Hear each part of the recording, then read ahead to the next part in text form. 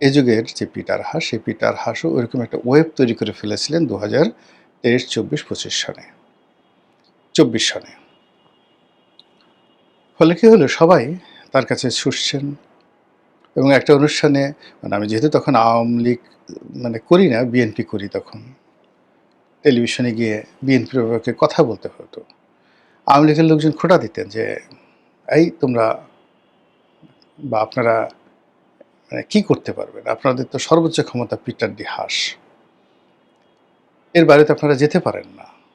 আপনাদের আর কোনো ক্ষমতা নেই, আর কোনো উৎস নেই। তো যাই হোক, এরকম একটা দেশ টিভির একটা অনুষ্ঠানে হঠাৎ করে বলে ফেলছিলাম যে, আরে আওয়ামী লীগের লোকজন আমাদেরকে যেভাবে মারছে, পিটাচ্ছে, আমাদেরকে যেভাবে ভয় দেখাচ্ছে, সেখানে পিটার ডি হাস এসে আমাদেরকে রক্ষা করার চেষ্টা করছেন, আমাদের পাশে দাঁড়াচ্ছেন, নির্যাতিত হচ্ছেন। তো সেক্ষেত্রে আমরা যে এখনো তাকে আব্বা ডাকিনি, এটাই তো ভাগ্যের ব্যাপার। আব্বা ডাকলে আপনারা কি করতেন?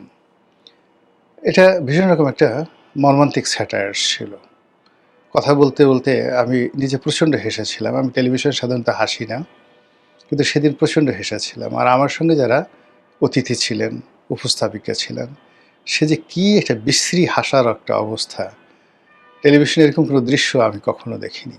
যাই হোক, সেই পিটার ডি হাস সফল বিপ্লবের পর তিনি বিপ্লবের সময়টাতেই তিনি যে কাজটি করলেন, আপনাদের মনে আছে যে তিনি একদিকে শেখ হাসিনার পতনের জন্য তার প্রতিপক্ষ সবার সঙ্গে বৈঠক করছেন, আর অন্যদিকে শেখ হাসিনাকে চাপে রাখার জন্য সেই বিমান বোয়িং কোম্পানির যে ঊর্ধ্বতন কর্মকর্তা, তাদেরকে নিয়ে তিনি বিমানের বোর্ড অফ ডিরেক্টরসের সঙ্গে দেখা করেছেন, যাতে ব্যবসাটা পাওয়া যায়।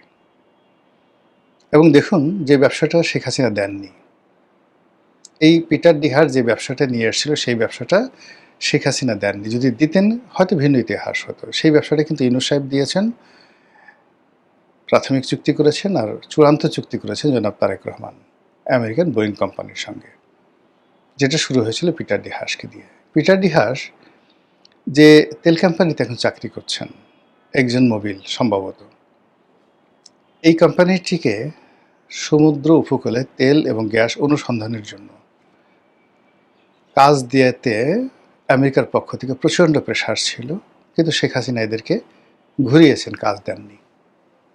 না, এরকম কোনো কোম্পানিকে দেওয়া যাবে না। এর কারণে আমরা ইতিপূর্বে শেভরনকে একচিটে মার্কিন কোম্পানি দিয়ে ভীষণ রকম বিপদে পড়েছি। কানাডিয়ান কোম্পানিকে আমরা দিয়েছি।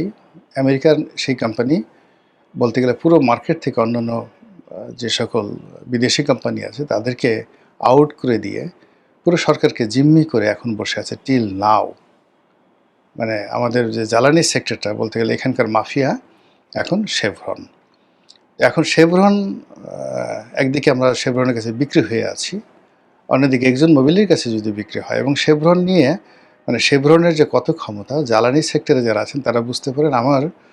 আমি যখন এমপি ছিলাম, আমার নির্বাচনী এলাকাতে একটি যাকে বলা হয় গ্যাস ক্ষেত্র আবিষ্কৃত হয়েছিল, এবং সেটি শেভরন খনন করেছিল। তো তখন আমি টের পেয়েছিলাম যে এদের ক্ষমতা কোন পর্যায়ে।